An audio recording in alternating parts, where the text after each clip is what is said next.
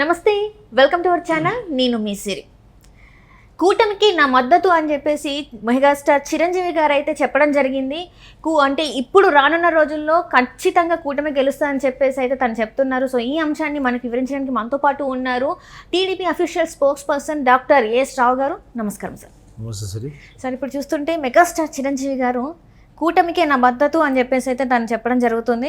ఇంకొకటి ఏంటంటే ఖచ్చితంగా ఈసారి కూటమి గెలుస్తుంది అని చెప్పేసి కూడా తను అనడం జరుగుతుంది. సో దీన్ని అసలు ఇది అసలు ఎలాంటి పరిణామం అనుకోవాలి? చూడండి సిరి, ఆంధ్రప్రదేశ్ రాష్ట్రంలో గత 5 సంవత్సరాల నుంచి జరుగుతున్నటువంటి రాక్షస పరిపాలన అన్ని రంగాలలో అభివృద్ధి కుంటుపడిపోయింది. ఇది అందరూ చూస్తున్నారు. అవును సార్. ఇప్పుడు సినిమా రంగం అనేది ఇక హైదరాబాద్ నుంచి విశాఖపట్నం తరలిస్తామని చెప్పేసి కొంచెం వాళ్ళు ఆంధ్రాకి సంబంధించిన 2 విభజిద్దామని 2 రాష్ట్రాలు తెలుగు రాష్ట్రాలు విడిపోయిన తర్వాత ఆంధ్ర భిక్షలకు సంబంధించినటువంటి విశాఖపట్నానికి మన రామనాయుడు గారు కూడా కొంచెం కృషి చేశారు. అక్కడ ఫిలిం ఇండస్ట్రీ ఏర్పాటు చేస్తాం, అదే కాకుండా తెలుగు ఫిలిం ఇండస్ట్రీకి రాయితీలు ఇస్తాము, ఇంకొకటి ఏంటంటే ట్యాక్స్ ఫ్రీ వాళ్ళకి షూటింగ్ చేసుకోవడానికి అనేకమైనటువంటి ప్రదేశాలు ఉన్నాయి, దాన్ని ఎలాబరేట్ చేయాలి, దాన్ని ఎత్తి చూపించాలని చెప్పేసి ప్రజలకు చూపించాలని చెప్పేసి అక్కడ షూటింగ్లు జరగాలని చెప్పేసి సినిమాటోగ్రఫీ ఇండస్ట్రీకి చంద్రబాబు నాయుడు గారు చాలా సపోర్ట్ ఇచ్చారు. కానీ ఈ 5 సంవత్సరాల నుంచి ఈ మూర్ఖుడు వచ్చి నుంచి అసలు సినిమాటోగ్రఫీకి సంబంధించినటువంటి ఏ విషయాన్ని కానీ ఇప్పటిదాకా ప్రస్తావన లేదు. సినిమాటోగ్రఫీ డెవలప్మెంట్ అనేది అసలు ఏది లేదు. సినిమాటోగ్రఫీ అయితే దేవుడు కానీ అసలు ఏ శాఖలో డెవలప్మెంట్ ఉన్నది?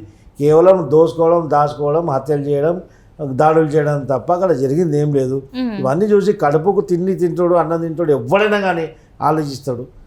అరే ఆ రాష్ట్రాన్ని మొత్తం సర్వనాశనం పట్టిస్తుండ్రు, ప్రజాస్వామ్యం ప్రజాస్వామ్యం అక్కడ నెలకొల్పాలి, ఖచ్చితంగా ఒక డెమోక్రటిక్ సిస్టమ్ అనేది అక్కడ ఉండాలని చెప్పేసి అలాంటిది ఆ సిస్టానికి ప్రజాస్వామికబద్ధంగా పనిచేసే ఒక నాయకులకి సపోర్ట్ ఇస్తారు ఎవరైనా కానీ, పార్టీ మీద ఇష్టం ఉన్నా ఇష్టం లేకున్నా. ఇక చిరంజీవి గారి విషయానికి వస్తే ఈయన ఒక అభ్యర్థికి సీఎం రమేష్ గారికి పక్కన కూర్చొని సీఎం రమేష్ గారు ఏమంటే ప్రెస్ మీట్ పెట్టారు. ఆయన ఒక వీడియో లీక్ చేశారు. సీఎం రమేష్ గారికి కేంద్ర పార్టీకి బీజేపీకి కేంద్ర ప్రభుత్వంలో అక్కడ ఉన్నటువంటి వ్యక్తులతో ఆయనకు ఉన్నటువంటి సత్సంబంధాల వల్ల నాకు తెలుసు, వారు ఇక్కడ ఎన్నికై వస్తే వారికి ఉన్నటువంటి సంబంధాలతో ఇక్కడ అభివృద్ధి ఇంకా శరవేగంగా జరుగుతుంది, ఖచ్చితంగా ఈ యొక్క ప్రాంతం అభివృద్ధి చెందుతుంది, ఖచ్చితంగా మనం అందరం కూడా సీఎం రమేష్ గారిని కానీ ఈ యొక్క కూటమి నాయకులను గెలిపించాలని చెప్పేసి చిరంజీవి గారు చెప్పారు. అవును సార్. చెప్పిన తర్వాత ఇప్పుడు ఏమైపోయింది, ఒకవైపు కూటమి నాయకులందరూ కూడా చంద్రబాబు నాయుడు గారు, పవన్ కళ్యాణ్ గారు, పురంధేశ్వరి వీళ్ళందరూ కూడా ప్రజల్లోకి వెళ్ళిపోతూ ఉన్నారు. అనునిత్యం ప్రజలకు చైతన్యపరుస్తున్నారు. ప్రజల్లో వీళ్ళకి వస్తున్న ఆదరణ, దాంతోపాటు చిరంజీవి గారికి ఉన్నటువంటి స్టార్డమ్, చిరంజీవి గారికి ఉన్నటువంటి ఇమేజ్ వల్ల ఒకవేళ చిరంజీవి గారు కూడా కూటమికి సపోర్ట్ ఇస్తే చిరంజీవి గారి అభిమానులంతా కూడా ఒకవైపు అవుతారని చెప్పేసి ఈ యొక్క YCP party, Jaganmohan Reddy YCP party యొక్క నాయకుల వెన్నులో వణుకు పుట్టి నిన్న కూడా మళ్ళీ ఇప్పుడు కూడా స్టేట్మెంట్ ఇచ్చారంట. ఆ సజ్జల, జొన్నల, మెంతుల ఇవన్నీ రకరకాలు ఉన్నారు కదా, వీళ్ళందరూ కలిసి ఇప్పుడు స్టేట్మెంట్ ఇచ్చారు. ఆ సజ్జల రామకృష్ణారెడ్డి ఎవరు, చిరంజీవి వచ్చినా ఏం పీకి వెళ్ళాడని, ఏం పీకి కాదు మిమ్మల్ని పీకి బయట పడేసే దినం దగ్గరకు వచ్చింది. కేవలం నెల రోజుల వ్యవధి, నెల రోజుల లోపలే మీ సంగతి తెలుస్తుంది. 13వ తారీఖు ఓటింగ్ రోజు మీ కథ అంతా తెలిసిపోతుంది. ప్రజలు ఈరోజు కసితో ఉన్నారు. ఇక్కడ ఆంధ్రప్రదేశ్లో ప్రజలు కసితో ఉన్నారు. ఎప్పుడు ఎన్నికల తేదీ వస్తుందో, ఎప్పుడు పొద్దున్న లేచి అక్కడ ఎన్నికల పోలింగ్ బూత్ పోయి బటన్ నొక్కి ఈ యొక్క రాక్షసుని పర్మనెంట్గా ఇంటికి పంపించాలని చెప్పేసి ప్రజలు ముక్తకంఠంతో కంకణబద్దులై ఉన్నారు. దీంతో ఇప్పుడు ఎవరేం బీకలేరన్నారు కదా, సజ్జల కాదు, ఇంకా జొన్నల కాదు, ఇంకెవడన్నా నేను చెప్తున్నా కదా, చిరంజీవి గారిని ఖచ్చితంగా మేము ప్రచారం తీసుకొస్తాం. అప్పుడు ఏం బీకుతామో ఏం పీకమో మీరేం బీకుతారో అప్పుడు చూసుకుందాం.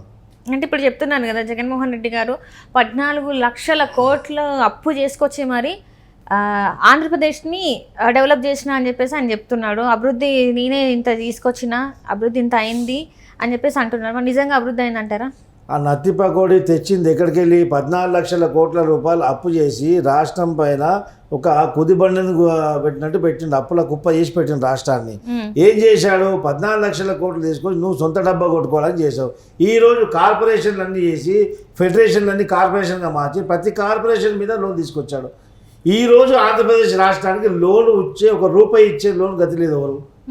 మొన్ననే పెన్షన్లు చూసింది కదా, 19,000 కోట్ల రూపాయలు పెన్షన్కి అవసరం ఉంటే ట్రెజరీలలో జీరో అమౌంట్ ఉంది. ఎందుకంటే దానికి ఒక వారం రోజుల ముందే దానికి మోకరిల్లే కాంట్రాక్టర్లకు 30,000 కోట్ల రూపాయలు ఇచ్చేయడం జరిగింది. అవ్వమ్మలు అక్క చెల్లెలు అన్నీ మాట్లాడతాడు కదా ఈ నత్తి మాటలు. మరి ఈ నత్తి మాటలు మాట్లాడుకుంటూ అవ్వతాతలకు పెన్షన్ ఇవ్వాలని తెలుసుకుపోతారా మూర్ఖుడా? మరి ఎందుకు ఫస్ట్ రోజు బటన్ నొక్కుతావు కదా, బటన్ నొక్కాలని తెలుసు కదా, ఫస్ట్ రోజు బటన్ నొక్కాలా. ఎందుకంటే 31st నీ అయిపోయింది ఈ పదవి కాలం, ఈ ఎలక్షన్ కమిషన్ చేతిలో వచ్చింది. ఖచ్చితంగా వాళ్ళకు ఈ యొక్క పెన్షన్లో జాప్యం జరిగితే ఈ నెపం అంతా కూడా ఏమవుతుంది, జగన్మోహన్ రెడ్డి లేకపోతే పెన్షన్ వస్తుంది అని చెప్పేసి అదొక అపోహ క్రియేట్ చేయడానికే నువ్వు వాలంటీర్లను వాడుకున్నావు. ఆ వాలంటీర్ మీద వెయిట్ చేస్తే వాళ్ళ రాజీనామా చేయించినావు.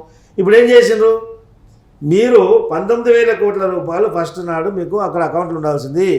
2వ తారీఖు 3,000 కోట్ల రూపాయలు ఎక్కడి నుంచో అప్పు తీసుకొస్తే అప్పుడు ఆడ అది కూడా 10% మందికి పెన్షన్లు వేయడం జరిగింది. ఉద్దేశపూర్వకంగా నీ యొక్క బ్రోకర్లు, వైసీపీ ఏజెంట్లు, ఈ వైసీపీ కుక్కలు అందరు కలిసి ఈ యొక్క పెన్షన్ తీసుకున్నటువంటి లబ్ధిదారులందరికీ చెవులో ఊది అందరినీ బలవంతంగా సచివాలయ కార్యాలయాలకు పంపించడం జరిగింది. అక్కడ ఎండకు ఎండల ఎండకు నీళ్లు కానీ షామియాన కానీ అరేంజ్మెంట్స్ ఏం లేకపోవడం వల్ల ఎండ దెబ్బ తగిలి దాదాపు 30 మంది మృతి చెందారు. ఇలాంటి శవరాజకీయాలు చేస్తున్న నువ్వు ఇంకా నిన్ను ఏ ఒక్క నాయకుడైనా, ఏ ఒక్క సినిమా యాక్టర్ అయినా కానీ, ఎవరైనా కానీ, సమాజ స్పృహ ఉన్నటువంటి ఎవరైనా కానీ నిన్ను ప్రోత్సహిస్తారా, నిన్ను సపోర్ట్ చేస్తారా? ఒకవేళ నీలాంటి వాడిని సపోర్ట్ చేస్తే మాత్రం వాడు మనిషే కాదు. అంటే ఇప్పుడు కూటమికి మెగాస్టార్ చిరంజీవి స్టార్డమ్ ఆయన క్యాంపెయినర్గా వస్తే, మరి వైసీపీకి ఇంతవరకు ఎట్లాంటి స్టార్ క్యాంపెయినర్స్ అంటే సినిమా ఇండస్ట్రీ నుంచి సినిమా గ్లామర్ అనేది క్యాంపెయినర్గా అసలు ఎవరు లేరు. మరి వాళ్ళ పరిస్థితి ఏంటంటారు? మర్చిపోయారు ఏంటండి, ఎందుకు లేరు? ఈ కూటమికి చంద్రబాబు గారు, పవన్ కళ్యాణ్ గారు వారి యొక్క స్టార్లు. పూరంధేశ్వరి గారు వస్తున్నారు, వెల్ నోన్ పర్సన్. దాంతోపాటు చిరంజీవి గారు కూడా వస్తున్నారు, కేంద్ర నాయకులు కూడా వస్తారు. మీరు వైసీపీకి ఎవరు అంటున్నారు కదా స్టార్ క్యాంపెయినరు, శ్రీరెడ్డి లాంటి వాళ్ళు స్టార్ క్యాంపెయిన్. శ్రీరెడ్డిని పెట్టుకొని తిరిగి క్యాంపెయినింగ్ చేస్తాడు. శ్రీరెడ్డి కరెక్ట్ అంటే శ్రీరెడ్డి స్టార్ క్యాంపెయినర్ అంటారా? అంతే మరి. వైసీపీకి ఉన్న స్టార్ క్యాంపెయినర్ శ్రీరెడ్డి కదా, మాకు స్టార్ క్యాంపెయినర్ చిరంజీవి.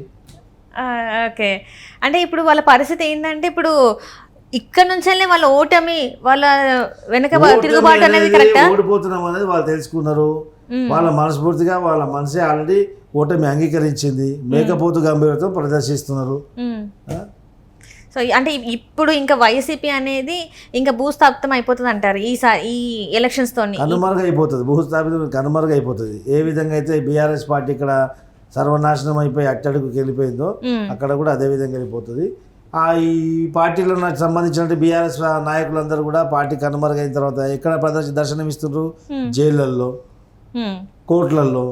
ఇదే వైసీపీ నాయకులు కూడా జైళ్ళల్లో, కోర్టులలో, లేకుంటే కొందరు ప్రజాగ్రహానికి గురై సామూహికంగా రోడ్లపైన తొక్కి చంపేయడం జరుగుతుంది. ప్రజలే అంత అక్కస్తోడు ఉన్నారు ప్రజలు. ఎందుకంటే ఇలాంటి వ్యాఖ్యలు చేయొద్దు, అయినప్పటికీ కూడా ప్రజలలో ఉన్నటువంటి ఆక్రోశం గురించి నేను చెప్తున్నాను. Right sir, right. Thank you so much sir.